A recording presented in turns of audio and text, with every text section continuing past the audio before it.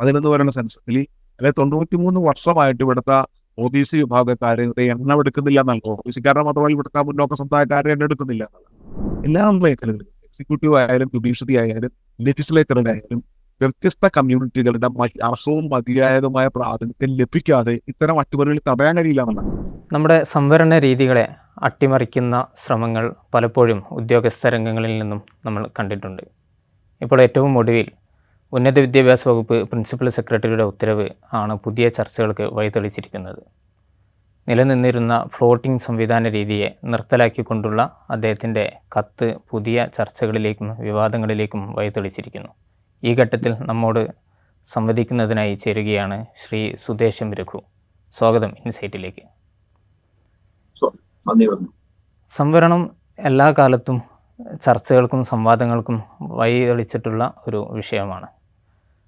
ധാരാളം സംവാദങ്ങൾക്ക് ശേഷമാണ് നമ്മുടെ രാഷ്ട്ര നേതാക്കൾ സംവരണം നടപ്പിലാക്കണമെന്ന തീരുമാനത്തിലേക്ക് എത്തുന്നത്. സംവരണം വേണം എന്ന് കരുതുന്നവരിൽ തന്നെയും സംവരണത്തെക്കുറിച്ച് വ്യത്യസ്തമായ കാഴ്ചപ്പാടുകൾ പുലർത്തുന്നവരുണ്ട്. യഥാർത്ഥത്തിൽ എന്താണ് സംവരണത്തിൻ്റെ പ്രസക്തി, എന്താണ് സംവരണത്തിൻ്റെ ഒരു ആവശ്യകത എന്ന് പറഞ്ഞു തുടങ്ങാം. സംവരണം പ്രാതിനിധ്യം നൽകുന്നതിനുള്ളൊരു ടൂളാണ് സംവരണം. നമ്മൾ ഭരണഘടന വായിച്ചാൽ അറിയാൻ പറ്റും.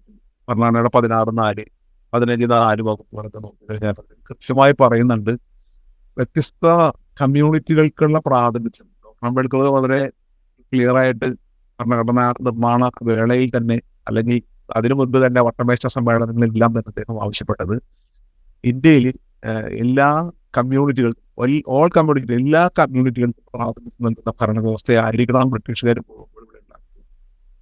അപ്പൊ അതിന്റെ അടിസ്ഥാനത്തിൽ വരുന്ന ഒരു പ്രാതിനിധ്യത്തിനുള്ള ഒരു ടൂളാണ് സംവരണം. അപ്പൊ ആ 16(4) വകുപ്പിലൊക്കെ കൃത്യമായി പറയുന്നത് സ്റ്റേറ്റിന്റെ അഭിപ്രായത്തിൽ ഏതെങ്കിലും കമ്മ്യൂണിറ്റികൾക്ക്, സമുദായങ്ങൾക്ക് സ്റ്റേറ്റിന്റെ ഭരണ സംവിധാനത്തിൽ മതിയായ പ്രാതിനിധ്യം ഇല്ലെങ്കിൽ അവർക്കായി പ്രത്യേകം വ്യവസ്ഥകൾ കൊണ്ടുവരാൻ സ്റ്റേറ്റിനെ അനുവദിക്കുന്നു എന്നുള്ളതാണ്.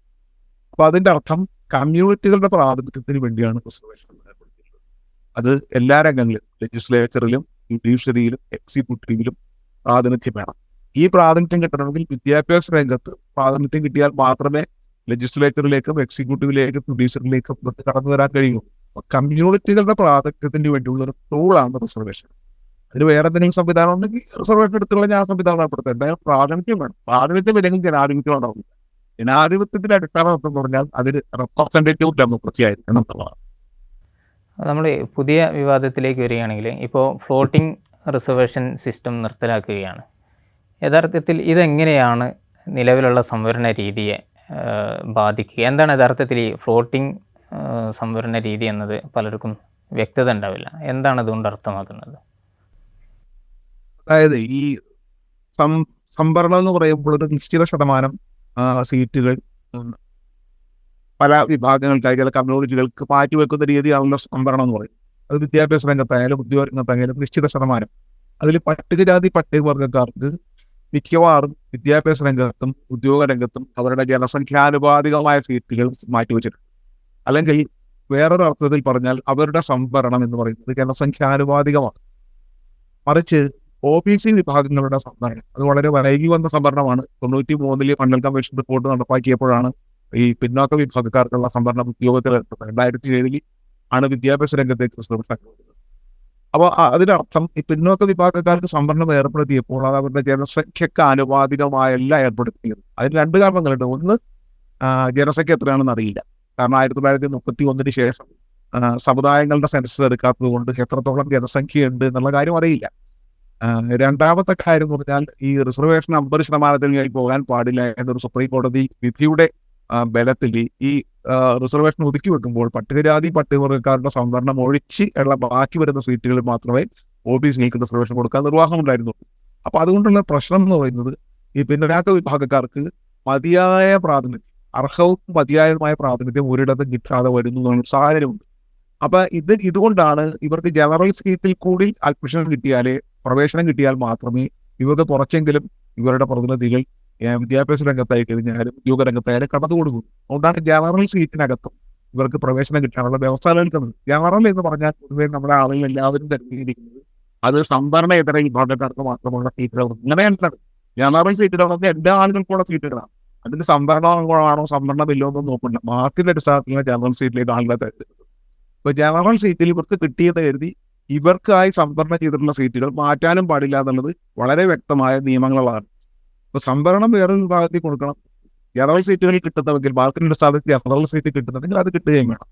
ഈ ഫ്ലോട്ടിംഗ് റിസർവേഷൻ എന്ന് പറയുന്നത് ചില വിദ്യാർത്ഥികളെ സംബന്ധിച്ച് ഇപ്പോൾ മെഡിക്കൽ കോളേജിലും മെഡിക്കൽ വിദ്യാഭ്യാസത്തിനും എഞ്ചിനീയറിംഗിനും വേണ്ടി അപേക്ഷിക്കുന്ന വിദ്യാർത്ഥികളെ സംബന്ധിച്ച് അവർക്ക് ആദ്യം ചിലപ്പോൾ മെറിറ്റ് സീറ്റിൽ വളരെ അവരിഷ്ടപ്പെടാത്ത, അല്ലാതെ അവർ ആഗ്രഹിക്കാത്ത അല്ലെങ്കിൽ പുറകിലുള്ള ചില കോളേജുകൾ കിട്ടുന്നു. ഇപ്പോൾ വയനാട് എഞ്ചിനീയറിംഗ് കോളേജിൽ വയനാട് എഞ്ചിനീയറിംഗ് കോളേജിലേക്ക് ചിലപ്പോൾ അവർക്ക് മെറിറ്റ് സീറ്റിൽ സ്റ്റേറ്റ് മെറിറ്റിൽ കിട്ടുന്നത് പിന്നോക്ക വിഭാഗക്കാരെ സംബന്ധിച്ച്. പക്ഷെ അവർക്ക് റിസർവേഷനിൽ ചിലപ്പോൾ വേറെ ഏതെങ്കിലും എഞ്ചിനീയറിംഗ് കോളേജിൽ കിട്ടാനുള്ള സാധ്യതയുണ്ട്.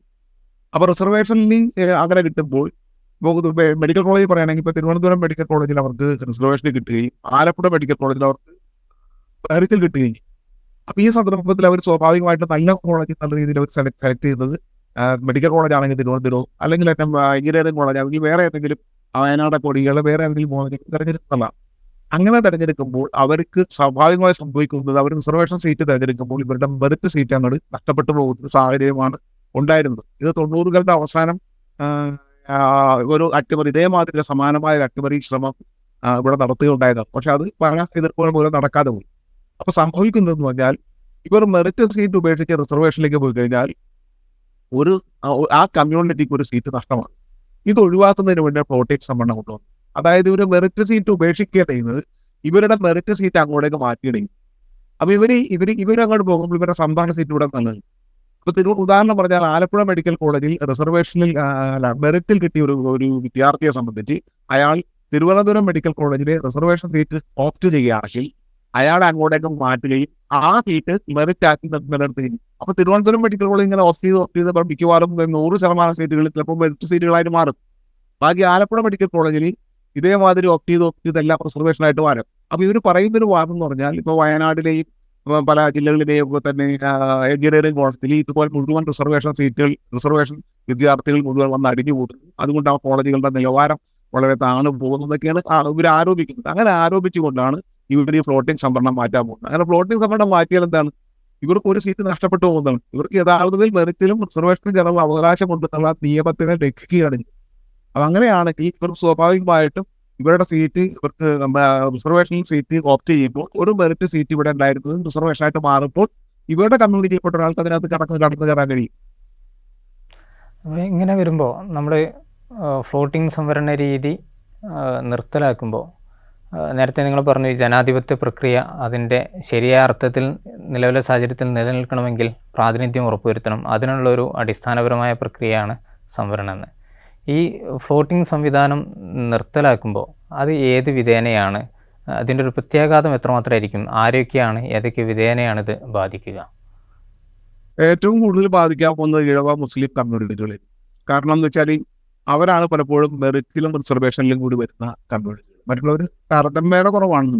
കുറവും തന്നെ. ഇപ്പൊ 55 സീറ്റോളം ഈഴവർക്ക്, 53 സീറ്റോളം കഴിഞ്ഞ വർഷത്തെ കണക്കനുസരിച്ച് 53 സീറ്റോളം മുസ്ലിങ്ങൾക്ക് നഷ്ടം ഈ ഫ്ലോട്ടിംഗ് റിസർവേഷൻ ലഭ്യമായിരുന്നു.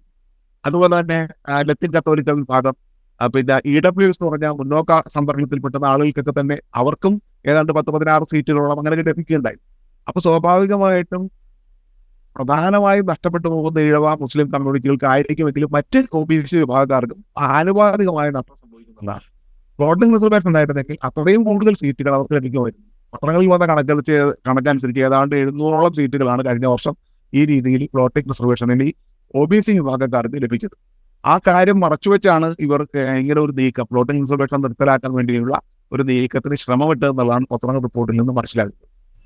ഇപ്പോൾ നേരത്തെ താങ്കൾ സൂചിപ്പിച്ചു ഇത് നിർത്തലാക്കുന്നതിന് പറയുന്ന ന്യായം പഠന നിലവാരം താഴേക്ക് പോകും എന്നതാണെന്ന്. ഇനി അങ്ങനൊരു പ്രശ്നം ഉണ്ടെങ്കിൽ തന്നെ അതിനുള്ള പരിഹാരം സംവരണത്തെ അട്ടിമറിക്കലല്ലോ, പഠന നിലവാരം ഉറപ്പുവരുത്തുന്നതിന് എന്തൊക്കെയായിരിക്കും? അതെല്ലാം ഈ പഠന നിലവാരം താഴ്ന്നു പോകുന്നതിന്റെ കാരണം എന്ന് പറഞ്ഞാൽ ഇവർ ബോധപൂർവം ഇവിടുത്തെ വിദ്യാഭ്യാസ നിലവാരം താഴ്ത്തുന്നതിന് വേണ്ടിയുള്ള ശ്രമം നടത്തുന്നതുകൊണ്ടാണ്. കാരണം ഉദാഹരണം പറഞ്ഞാൽ ഈ വയനാട് കോളേജിലൊക്കെ തന്നെ സംവരണത്തിൽ കിട്ടിയ വിദ്യാർത്ഥികളെക്കാൾ കുറഞ്ഞ മാർക്കുള്ള ആൾക്കാരാണ് പലപ്പോഴും ഈ സ്വാശ്രയ മെഡിക്കൽ കോളേജിലും സ്വാശ്രയ എഞ്ചിനീയറിംഗ് കോളേജിലൊക്കെ പഠിക്കുന്നത്.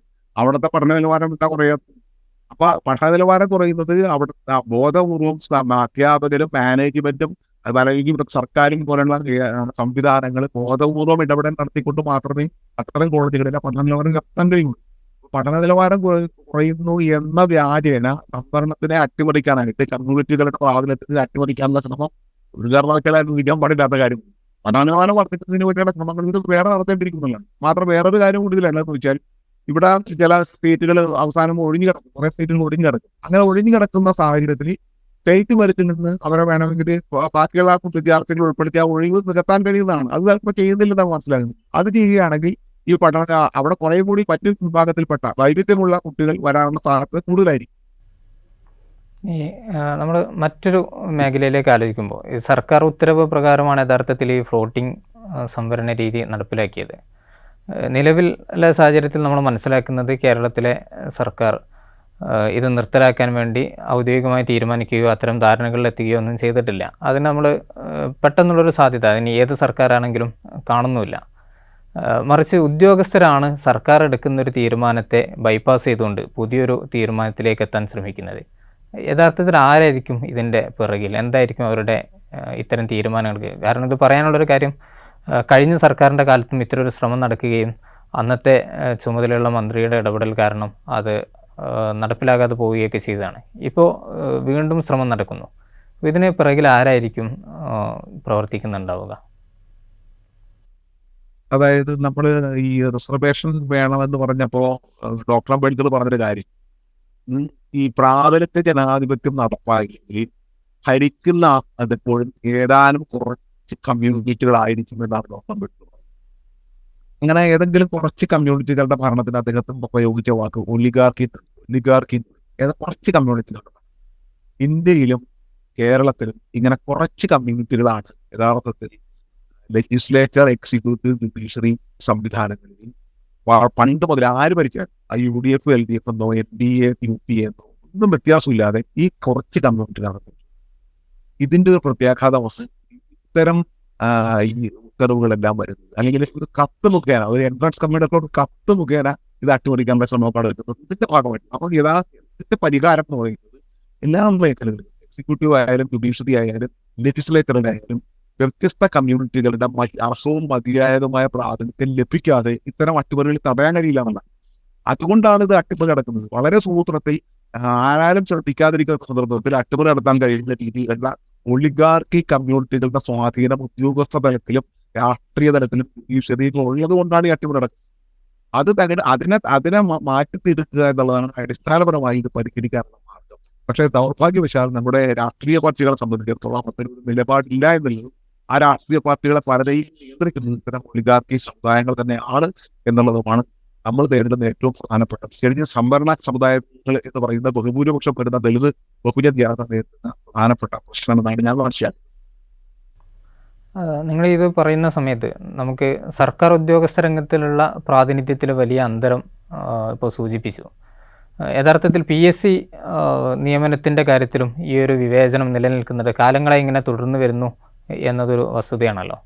അതേസമയം ഇപ്പോൾ ഉയർത്തുന്ന ചർച്ചകളിൽ പോലും അത് റിവൈസ് ചെയ്യണം, ആ തീരുമാനങ്ങൾ കൂടെ പുനഃപരിശോധിക്കുകയും അതിനും യുക്തമായൊരു രീതി സ്വീകരിക്കണം എന്നുള്ള ആവശ്യങ്ങൾ എവിടെയും ഉയർന്നു കേൾക്കുന്നില്ല.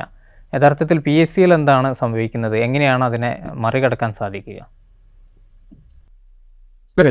കഴിഞ്ഞ ഒരു 30 കൊല്ലമായിട്ട് ഈ വിഷയം പഠിച്ചുകൊണ്ടിരിക്കുന്ന ഒരു മനുഷ്യൻ, അല്ലെങ്കിൽ അതിനെക്കുറിച്ച് എഴുതുകയും പ്രസംഗിക്കുകയും ചെയ്തുകൊണ്ടിരിക്കുന്ന ഒരാളാണ് ഞാൻ. ഈ PSCയിൽ ശരിക്കും PSCയിൽ നടക്കുന്നത് ഇതേ രീതി തന്നെയാണ്. PSCയിൽ കഴിഞ്ഞ 1958 നിയമം, Kerala state and subordinate service rules വന്ന കാലം തുടങ്ങി PSCയിൽ ചെയ്യുന്ന സമ്പ്രദായം എന്ന് പറഞ്ഞാൽ മെറിറ്റിൽ കയറാൻ അർഹതയുള്ള പിന്നോക്ക സമുദായക്കാർ റിസർവേഷൻ. ഇവിടെ ഈ ഫ്ലോട്ടിംഗ് റിസർവേഷൻ സംഭവിക്കുന്നത് അത് തന്നെയാണ്. മെറിറ്റിൽ കയറാനുള്ള ആൾക്കാർ റിസർവേഷനിൽ തെരഞ്ഞെടുക്കുമ്പോൾ റിസർവേഷനിലേക്ക് പോകും. അങ്ങനെ ഇവരുടെ മെറിറ്റ് സീറ്റ് നഷ്ടപ്പെട്ടു. ഇതാണ് സംഭവിക്കുന്നത്. ആ മെറിറ്റ് സീറ്റ് നഷ്ടപ്പെട്ടാൽ പിന്നെ അത് ആർക്ക് കിട്ടുമ്പോൾ യാതൊരു ഉറപ്പില്ല, കമ്മ്യൂണിറ്റി കിട്ടുമെന്നിട്ട് ഒരു ഗ്യാരണ്ടിയും ഇല്ല. ഇതുപോലെ തന്നെയാണ് PSCയിൽ ചെയ്യുന്നത്. PSC അത് കണ്ടിന്യൂറ്റി റൊട്ടേഷനിലൂടെ ചെയ്യുന്നത്.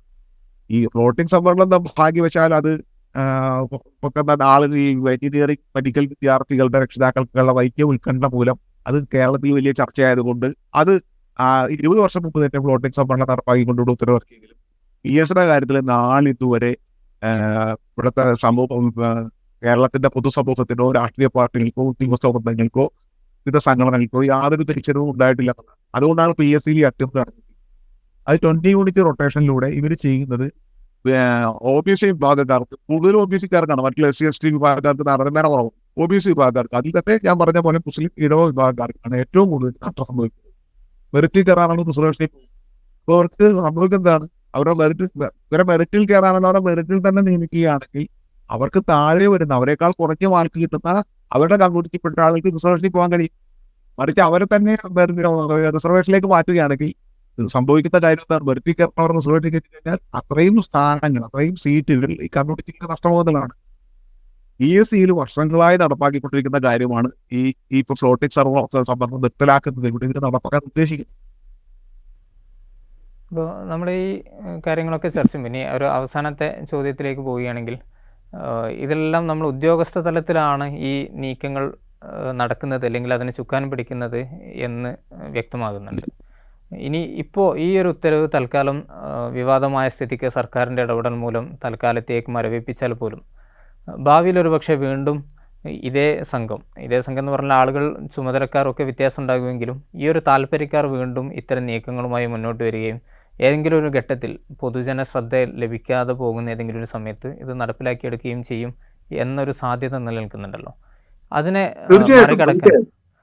മറികടക്കാൻ സർക്കാരിന്, ഒരു ജനാധിപത്യ ബോധമുള്ള സർക്കാരുകൾക്ക്, സംവരണം നിലനിൽക്കണം എന്നാഗ്രഹിക്കുന്ന പൊതുസമൂഹത്തിന്, സർക്കാരുകൾക്കുമൊക്കെ എന്താണ് ഇതിൽ ശാശ്വതമായി ഈ ഒരു നീക്കം ഈ ഭാവിയിലും ഉണ്ടാകില്ല എന്ന അർത്ഥത്തിലേക്ക്, എന്ത് തീരുമാനത്തിലേക്കാണ്, എന്ത് നടപടിയിലേക്ക്? ശാശ്വത പരിഹാരം പറഞ്ഞാൽ ഞാൻ ആദ്യം സൂചിപ്പിച്ച ശാശ്വത പരിഹാരം എന്ന് പറയുന്നത് പ്രാഥമിക ജനാധിപത്യം നടപ്പാകുന്നില്ല. അതിനാദ്യം വേണ്ടത് ഈ കമ്മ്യൂണിറ്റികളുടെ കണക്കെടുക്കുക എന്നുള്ളതാണ്. കഴിഞ്ഞ 1951 മുതൽ 2011 വരെ സെൻസസിൽ, 2011 ഈ സോഷ്യോ എക്കണോമിക് സർവേ നടത്തിയ കണക്ക് പുറത്തു വന്നില്ല. 11 വരെയുള്ള സെൻസസിൽ 93 വർഷമായിട്ട് ഇവിടുത്തെ OBC വിഭാഗക്കാരുടെ എണ്ണം എടുക്കുന്നില്ല എന്നുള്ളത്. OBC-ക്കാരുടെ മാത്രമല്ല, ഇവിടുത്തെ മുന്നോക്ക സമുദായക്കാരുടെ എണ്ണം എടുക്കുന്നില്ല എന്നുള്ളത്. ആ എണ്ണം എടുക്കുക എന്നുള്ളതാണ് ഒന്നാമത് വേണ്ടത്. എണ്ണം എടുക്കുക, എത്രത്തോളം എണ്ണമുണ്ട്, എന്നിട്ട് വേണം ഇവരുടെ പ്രാതിനിധ്യത്തിന്റെ കുറവുണ്ടോ കൂട്ടിയിട്ടുണ്ടോ കണക്കാക്കാൻ. തീർച്ചയായിട്ടും എണ്ണം എടുത്തതിന് ശേഷം പ്രാതിനിധ്യത്തിനുള്ള വ്യവസ്ഥ ഏർപ്പെടുത്തുക. എല്ലാ മേഖലകളിലും, ലെജിസ്ലേച്ചറിലും എക്സിക്യൂട്ടീവിലും ജുഡീഷ്യറിയിലും പ്രാതിനിധ്യത്തിനുള്ള വ്യവസ്ഥ ഏർപ്പെടുത്തുന്നതാണ്. പക്ഷേ ഈ കമ്മ്യൂണിറ്റികളെ സംബന്ധിച്ചതിനെ കുറിച്ചുള്ള അവബോധം തീരെ കുറവായതുകൊണ്ട് പലപ്പോഴും ഈ കമ്മ്യൂണിറ്റികൾ ഈ മുഖ്യധാര രാഷ്ട്രീയ കക്ഷികളുടെ അല്ലെങ്കിൽ അവരുടെ അണികളോ അല്ലെങ്കിൽ അനുഭാവികളോ ആയി നിൽക്കുന്ന ആളുകളാണ് ഭൂരിപക്ഷം ദളിത് പിന്നോക്ക ജനവിഭാഗക്കാർ. അപ്പോൾ അവരെ സംബന്ധിച്ച് ഈ പാർട്ടികൾ പറയുന്നതാണ് ഒരു വിഷയം. ഈ പാർട്ടികൾ ഒരിക്കൽ പോലും കമ്മ്യൂണിറ്റികൾ കണക്കെടുക്കാനായിട്ട് പറയുന്നില്ല. എല്ലാ പാർട്ടികളും, കോൺഗ്രസ് ഒക്കെ വാരയോടി മാത്രമേ ഒരിക്കലോ നടപ്പാക്കുന്നതായിട്ട് കാണത്തില്ല. അതുപോലെ കോൺഗ്രസ്, CPM, BJP തുടങ്ങിയുള്ള കക്ഷികളെല്ലാം തന്നെ ഈ കണക്കെടുക്കുന്ന കാര്യത്തിൽ യാതൊരു ഒരു താല്പര്യമുള്ള ആൾക്കാരല്ല. കണക്കെടുക്കുന്ന കാര്യത്തിൽ മാത്രമല്ല, പ്രാതിനിധ്യ ജനാധിപത്യത്തിന്റെ കാര്യത്തിൽ താല്പര്യമുള്ള ആൾക്കാർ. തീർച്ചയായിട്ടും ഈ രാഷ്ട്രീയ കക്ഷികൾ ഈ താല്പര്യത്തിലേക്ക്, കണക്കെടുക്കുന്ന കാര്യത്തിലേക്ക്, പ്രാതിനിധ്യ ജനാധിപത്യം നടപ്പാക്കുന്നതിന്റെ കാര്യത്തിലേക്ക് ഈ കക്ഷികളെ കൊണ്ടുവരിക എന്നുള്ള ഉത്തരവാദിത്വമാണ് ഇവിടുത്തെ പൊതുജനങ്ങളെ സംബന്ധിച്ചുള്ളത്. അവർക്ക് എത്രത്തോളം കഴിയും എന്നതിനെ ആസ്വദിച്ചിരിക്കും. ഭാവിയിൽ ഇത്തരം അട്ടിമറികൾ തടയാനുള്ള സാധ്യത. വളരെ നന്ദി, ഇത്രയും സമയം സംവരണ വിഷയത്തിൽ നമ്മളോടൊപ്പം സംസാരിച്ചതിന്. Thank you.